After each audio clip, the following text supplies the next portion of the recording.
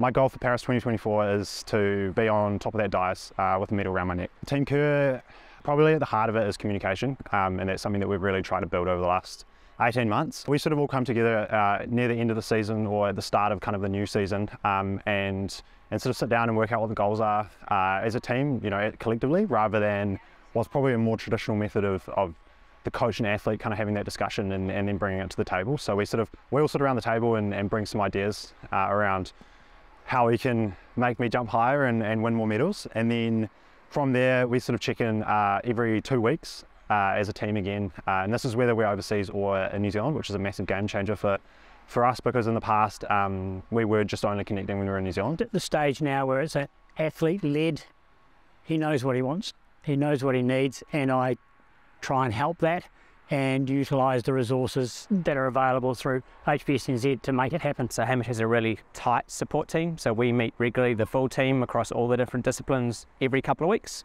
and then we try and come down to training as much as we can. So it's normal, my colleague James Sandilands and myself, we both support Hamish.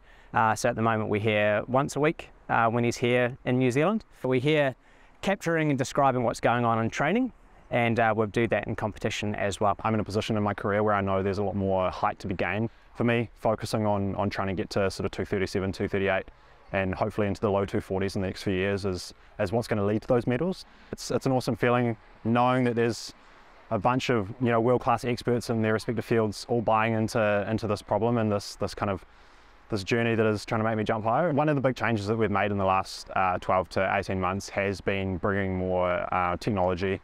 And yeah, I think the reason for that is I have always been a very feel-based high jumper. I can understand my positions in space and really understand how that relates to a high jump, but we've been trying to make some big changes, and with that I have really wanted to trust the numbers and actually see how that's changing. So to have High Performance Sport New Zealand been able to kind of come to the party and bring some more data to the table has been massively beneficial. We're playing around with a couple of changes at the moment in my run-up, going from a 7 stride to a 9 stride, and the reasoning behind that is just seeing if we can get a little bit more speed to convert into upward momentum, which is obviously the end goal at the end of the day. So yeah, it's been really cool to have the biomech guys come down and sort of be able to use the radar and kind of break it down frame by frame with the cameras to see if making that change does actually bring more velocity and whether that also changes my rhythm. We're using some high-speed GoPro cameras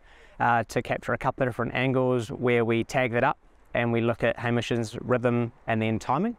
So we're doing some immediate feedback, so we're giving some feedback to Hamish straight away in terms of his peak speeds, and then we could also give him some idea of how much he was dropping off through the takeoff phases. So it's super nice to know that I can focus on the jumping here, but then also, you know, back in the lab, there's some stuff going on that can kind of inform that decision making a little bit better than just me trying to trust my gut.